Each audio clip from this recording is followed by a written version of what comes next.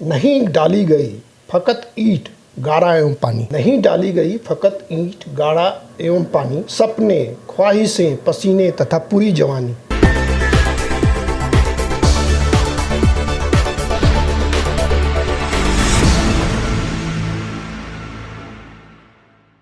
नमस्कार, नवजागरण लाइव में आप सभी का स्वागत है। मैं हूं राजकुमार अनुरागी और आज हम बैठे हैं डॉक्टर संजीव चौधरी जी के यहाँ और ये दिल्ली आए हैं। दिल्ली में भी इनका घर है, ये जयपुर में विशेष रूप से रहते हैं और ये पेशे से डॉक्टर हैं, सर्जन हैं। जो नीम्स वहाँ का कॉलेज है, national institute of medical sciences, उसमें ये प्रोफेसर हैं और ये बहुमुखी प्रतिभा के धनी भी हैं। और सर्जरी करते करते जिस हाथ में कैंची और ऑपरेशन के औजार होते हैं तो उन हाथों में कलम भी इन्होंने थामी। इनकी अपनी कई विधाएं हैं नई, तो हम उस पर बात करेंगे। सर, स्वागत है आपका नवजागरण। नमस्कार, अच्छा लगा आप आए और आपने मुझसे समय मांगा। ये बहुत ही मैं गौरव महसूस करता हूँ। आपके नवजागरण प्रकाशन से जुड़ने की बात भी है। मेरी एक नई पुस्तक जो होगी वो आपके ही यहाँ से ही प्रकाशित होगी और मैं समझता हूँ कि दिसंबर के मध्य तक तो आ ही जाएगी। थोड़ी सी अपने साहित्यिक यात्रा में जानने से पहले आपका जो मेन काम है, डॉक्टरी पेशा जो है आपका जो मेन है, तो थोड़ा सा अपने बारे में बताएं दर्शकों। मैं पेशे से शल्य चिकित्सक हूँ और शल्य चिकित्सा में भी प्लास्टिक सर्जरी सुपर स्पेशलिटी मेरी है, लेकिन जनरल सर्जरी और प्लास्टिक सर्जरी दोनों करते थे। फिर 2010 तक मैं पटना में था,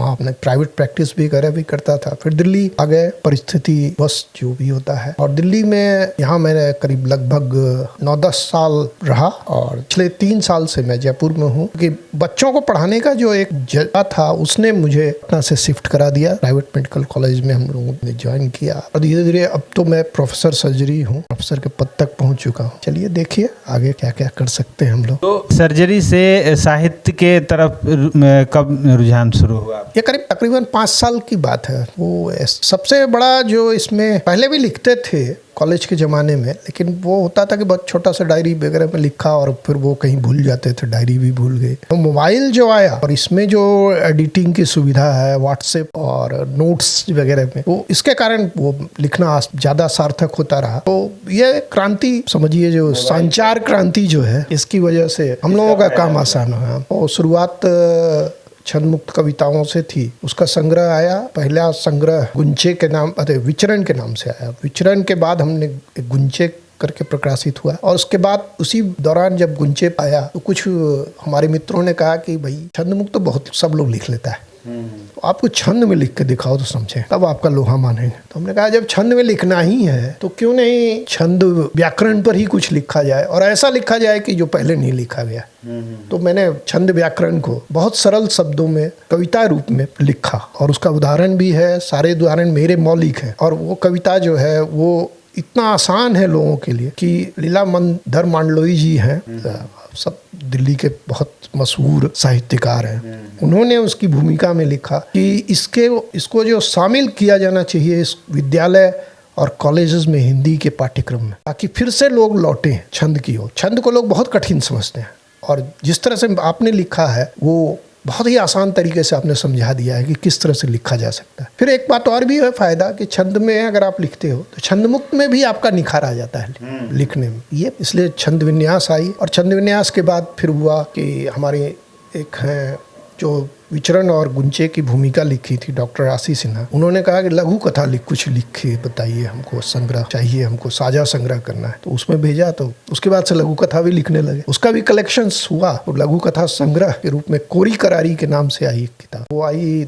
इसी 22 के जनवरी में। और फिर अभी हाल ही में उपन्यास आया है 2/0 दिसंबर में जो आ रहा है वो फिर से एक बार छंद मुक्त काव्य संग्रह है, जिसमें तुकांत और अतुकांत दोनों विधा पर लिया गया है। तो नॉर्मली क्या है कि दोहा होता है 2 पंक्ति का, 4 पंक्ति का होता है ये सारी कविताएं जो छंद वाली होती हैं वो सब 4 पंक्ति की होती है और पद होता है 6 पंक्ति का। 5 पंक्ति का उपयोग किसी जल्दी नहीं करता है कोई भी।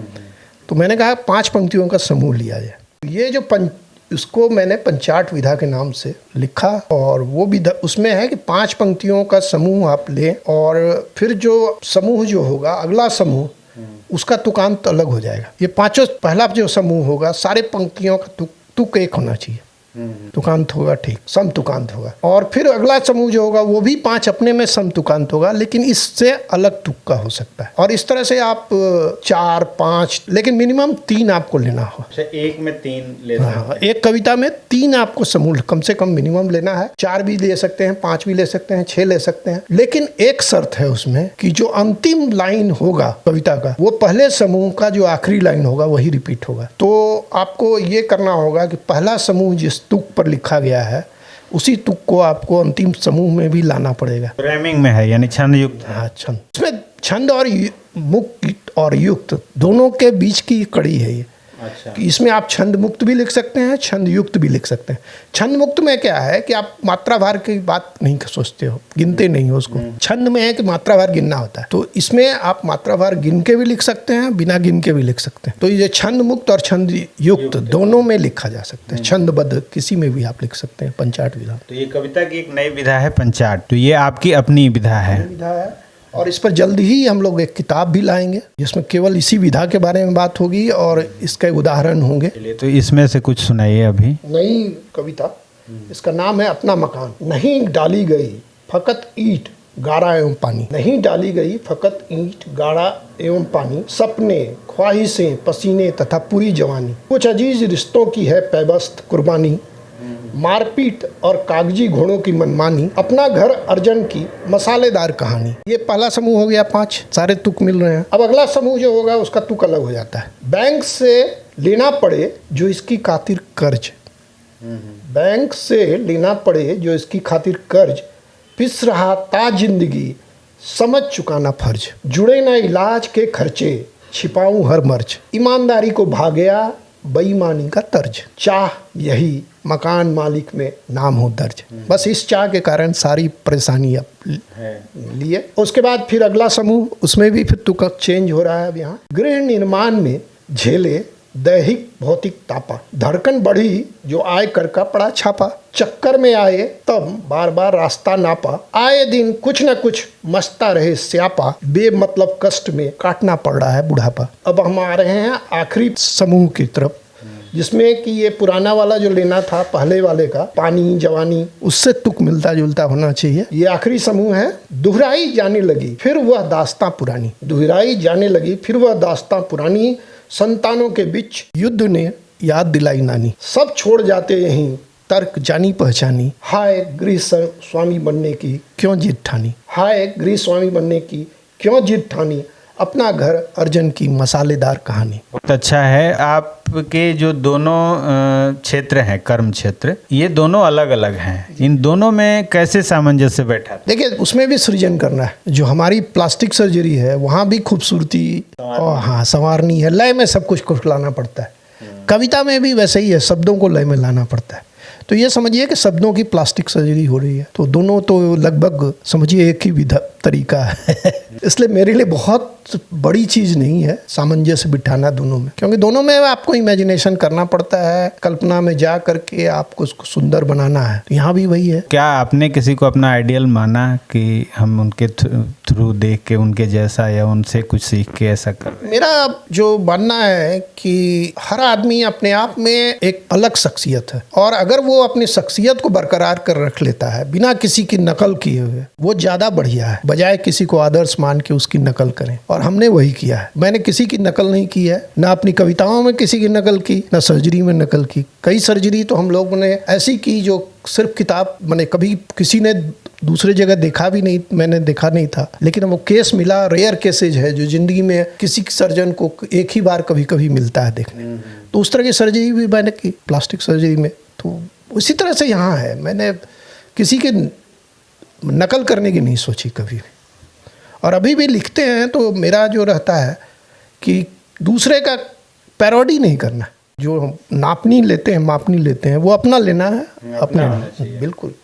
आप मौलिक रहो, वही बहुत अच्छा है। अच्छा, जो किताब है उसमें खास करके अभी का जो दौर चल रहा है उसमें पाठकों का बहुत अभाव है जो दिख रहा है, तो आपके किताब पे कैसा रिजल्ट है उन लोगों का? क्या लोग वास्तव में खरीदते हैं कि सिर्फ कहते हैं फेसबुक पे और व्हाट्सएप से जुड़ के? हाँ, बहुत अच्छा सवाल पूछा है आपने। मेरी किताबें अभी तक 5 किताबें जो आई हैं, पाँचों किताबें बिक रही है अच्छी खासी, और काव्या पब्लिकेशन की 5 से ही पाँचों किताबें मैंने पब्लिश कराई थी। और काव्या पब्लिकेशन के सबसे बड़े बिकने वाले जो लेखक हैं हम ही हैं, बेस्ट सेलर। तो लोग खरीदते हैं, हमारे मित्र बंधु या पाठक जो लोग हैं सब लोग खरीदते हैं। और मैंने एक चीज़ किया है कि मैं किसी को पुस्तक भेंट नहीं करता। अच्छी बात है। मेरा कहना है कि जब आप खरीदोगे तभी पढ़ोगे, क्योंकि भेंट लेने के बाद कोई उसको मतलब वो फिर टोकरी में चला जाता है वापस, उसको पढ़ने की फुर्सत नहीं निकाल पाते हैं लोग। और ये बात हमने अभी जो हमारा विमोचन हुआ इस किताब में, मैंने जिक्र भी किया, वहाँ श्यामल सिन्हा साहब थे। मैंने कहा कि मेरे किताब के क्रेता यहाँ मौजूद हैं जिन्होंने खरीद कर पढ़ा और इसकी टिप्पणी की। तो सारे लोगों ने कहा कि ये बड़ी बात है, और इस बात को सबको प्रमोट करना चाहिए कि किताब बांटने से कोई फ़ायदा नहीं है। हम लोगों ने अपने आप को गौन कर लिया, साहित्यकारों ने एक दूसरे को किताब दे दे के, आप एक लिखो भी, छपाओ भी, और फिर उसको सबको बांटो भी, तो मुफ्त में मिले हुए चीज़ की कद्र नहीं होती। बिल्कुल। बहुत सारे सम्मान आपको मिले हुए हैं और अभी मिल रहे हैं। तो जो आपकी रचना यात्रा है उसमें आगे कहाँ देखते हैं अपने आप को कि आने वाले समय में मुझे ये पुरस्कार अगर मिल जाता, तो ये एक मन में एक रहती है लालसा। सबसे बड़ी बात है कि मैं पुरस्कारों के लिए लिखता नहीं हूँ। पुरस्कार स्वतः जो मिले सो मिले। और मेरी एक और भी चीज़ है कि मैं उसके लिए प्रयास भी नहीं करता हूँ। कई पुरस्कार हैं जो आजकल तो बहुत आसानी से मिल जाते हैं, आप थोड़ा पैसा खर्च कीजिए, पैरवी लगाइए, हो जाएगा। मैं इसके लिए कभी कुछ करता ही नहीं हूँ। और जहाँ तक होता है छपने की बात में भी, जो लोग हमसे ये बात करते हैं कि साहब आपके ऊपर विशेषांक निकालना चाहते हैं, ये करते हैं और इतना पैसा चाहिए, मतलब छपने के लिए हम पैसा नहीं देते। हाँ, कई लोग हैं। हाँ, नहीं, मैंने साफ मना कर दिया कि नहीं। और पुरस्कार के लिए भी कई बार आता है फ़ोन, हम लोग इतना पैसा आपको देना होगा। पैसा तब तो हमको चाहिए ही नहीं पुरस्कार पे, खरीदा हुआ पुरस्कार, इससे तो बढ़िया हम खरीद लेंगे मेडल अपने आज क्या बता देंगे कि नवजागरण प्रकाशन ने मुझे दिया है, इसमें कौन बड़ा बात है। सही बात है। तो इसलिए मैं उससे थोड़ा दूर रहता हूँ। बाकी जो मिलना है वो आप कर्म करो, फल की इच्छा तो बस फल का जो निर्णय होगा वो ऊपर वाले करेंगे, भगवान। अभी पिछले 2 साल से पूरी दुनिया एक बहुत बड़ी त्रासदी से गुजरी है और उसमें सबने लगभग अपने करीबियों को खोया है। उसमें आपके साथ भी दुर्घटना हुई, आपकी धर्मपत्नी नहीं रही उसमें। ऐसे माहौल में कभी आपकी कलम चली कोरोना को लेके कि कभी आपने कुछ ऐसी रचना की हो? हाँ, काफ़ी रचनाएं उस समय आई थी, और वो मेरी जो रचनाएं हैं उसमें मैंने यही लिखा है, जिक्र ज़्यादातर हुआ है कि इससे डरने का कोई मतलब नहीं था। हमने एक कविता लिखी है, उसमें लिखा है ये बात कि जो आदमी बुंगी जंप कर सकता है, जिसमें मौत का डर होता है, वो आदमी कैसे इतना डर गया एक वायरस से कि घर के अंदर छिप गया? क्योंकि वो काम तो कोई शौकिया है। जब शौक से आप मृत्यु को गले लगाने को तैयार हो जाते हो, फिर इस बीमारी से क्या डरना है, इस अदना बीमारी से। और सारे विश्व ने इसके आगे हार मान ली, अपने आप को बंद कर लिया, जो बिल्कुल गलत था। बंद करना था वायरस को, आपने बंद कर लिया खुद को, और इसलिए तबाही मची। उस पर कुछ लोग लघु कथा भी है जिसके बारे में मैंने लिखा है, जानवरों को रेफरेंस दे करके। तो मैंने लिखा है इस पर, और हमेशा प्रमोट किया लोगों को कि आप इस डर से बाहर आइए। आदमी से बड़ा कुछ भी नहीं है, अब मरना जीना तो है ही, इसमें क्या है। आप अगर छिप जाओगे, इस वायरस से बच जाओगे तो क्या नहीं मरोगे, अमर हो जाओगे? तो फिर क्या डरना, क्या डरने का कोई सेंस नहीं था। चलिए, लेकिन ठीक है। और जो डरा वही मरा है, ज़्यादा यही हुई है। जो लोग अपने, बहुत से लोग थे जो एकदम डरे ही नहीं, और उन्हीं लोगों के कारण जो लोग घर के अंदर छिपे हुए थे, उनके रिश्तेदारों को दाना पानी मिला, चिता मिली। वो सारे लोग जो स्वयंसेवी थे वो भी किसी घर के थे, उनका भी अपना जान था, उन्होंने कभी डर तो महसूस नहीं की, और उसमें से मैक्सिमम लोग बचे हुए थे, काफ़ी लोग थे। तो जो नहीं डरता है उसके ठीक है। चलिए, तो आपकी रचना यात्रा ऐसे ही चलती रहे और आप एक नई ऊंचाइयों को छुएं, साहित्य के क्षेत्र में एक नया मुकाम हासिल करें, यही हमारी कामना है। चलते चलते कुछ 2 लाइनें सुना दीजिए जो हाल फिलहाल में आपने लिखी हो। जी धन्यवाद। देख है वो दुखी कि देख नहीं सकता, या आदत ना होना इस अंधेरी दुनिया का, करे क्रंदन को विवश। इसका जो शीर्षक है वो आर्तनाद है। आर्तनाद। इसमें जो बात हो रही है उसको थोड़ा सा समझने के लिए बाद में हम बैकग्राउंड देते हैं, पहले से देने से तो अच्छा लगेगा नहीं, इस कविता का मजा ही खत्म हो जाएगा। तो है वो दुखी कि देख नहीं सकता, या फिर आदत न होना इस अंधेरी दुनिया का, करे क्रंदन को विवश। अजीब सा है सवाल, पर मेरे मन में मचा रखा है बवाल। आखिर फर्क क्यों पड़े एक लाचार बीमार बिस्तर से चिपके हुए बेबसी को, कोई मायने नहीं जिसके चिल्लाने के। ऊब चुके हैं जिस उसकी तीमारदारी से, और टूट चुकी है सबकी आशाएं जिनमें वो शामिल है वह स्वयं भी। तब तो हो नहीं सकती ये कराह वेदना की, जो प्रस्फुटित होती रहती है अनायास स्वर तंत्र से, लरिंग्स। निराशा के झूले कि किसी आकाशीय पेंग से शायद वह पहुंच गया है दर्द की परिसीमा से मुक्त, कोई अलग दुनिया में, और परिलक्षित होता है उसके सपाट पीड़ाहीन चेहरे से उसकी अस्पष्ट गुहार हो आह्वान किसी परम शक्तिमान की शरणागति के लिए। मानो मंदिर की घंटियां, गुरुद्वारे से आती अमृतवाणी, या मस्जिद से अजान, बिल्कुल वैसे ही जैसे दिख जाते हैं सीढ़ियों पर बैठे संगीत में तल्लीन, बजाते गिटार या सितार, बिना लिए संज्ञान, दान पात्र में गिरते सिक्कों की खनक का, या जयकारे लगाते हुए दीन दुनिया से बेखबर भक्ति में टोली। मानता हूं मैं, हो सकता है यह शोध का विषय कि कहीं वह विक्षिप्त तो नहीं हो चुका, गली की मोड़ पर मिले कूड़ादान से विष्ठा मूत्र सने रोटी के टुकड़े चबाते हुए पागल की भांति बिना किसी संकोच के कुंद हो चुके हैं। दोनों के जज्बात हो गया अमान्य, अच्छे बुरे शुद्ध अशुद्ध का भेद, अथवा खो गया है अध्यात्म की अनजानी बस्ती में, जिसके धुनी हो गया अमान्य, अच्छे बुरे शुद्ध अशुद्ध का भेद, अथवा खो गया है अध्यात्म की अनजानी बस्ती में, जिसकी धुनी जो रमाए बस वही समझ पाए, बाकियों को तो वह ढोंगी नजर आए। संभावना यह भी है कि जिज्ञासा के त्यागने से हासिल मोह भंग, भय मुक्ति दे गया ऐसे आनंद का एहसास, जिसके आगे फीके पड़ गए सारे मायावी हर्षोल्लास। हर्षातिरेक नाम जिसका, सारे मायावी हर्षोल्लास नाम जिसका हो सके परमानंद। हर्षातिरेक की ये किलकारियां नासमझी की वजह से आभासित हो मुझ जैसे कूड़ मगज को उसका आर्तनाद। इसमें यह है कि जो मरणासन मरीज है या मरणासन लोग हैं, वो जो कराह निकालते हैं ओह ओह करके, वो क्या है वास्तव, उस पर लिखी गई है। उनकी पीड़ा पे, वो पीड़ा है भी कि नहीं, हम लोग उसको समझ रहे हैं पीड़ा, लेकिन जब वो सब कुछ सोच चुका है कि अब हम बचेंगे ही नहीं, तो वो पीड़ा का तो एहसास है नहीं। तो या तो हो सकता है कि वो उनको बुला रहा हो, परमानंद को, परमात्मा को, या उसमें आत्मसात होने के लिए जो जाने की कड़ी है बीच की, उसको महसूस करके वो परमानंद महसूस कर रहा है, और हम लोग समझ रहे हैं कि वो आर्तनाद कर रहा है। बहुत अच्छा लगा आपसे बात करके। बहुत बहुत बहुत धन्यवाद आप और आपकी टीम को। बहुत अच्छा लगा आप लोगों से मिलके, और उम्मीद है कि हम लोग ऐसे ही आगे बढ़ते रहेंगे, फिर आप हमें याद करते रहेंगे, हम आपको याद करते रहेंगे। बहुत बहुत धन्यवाद। धन्यवाद।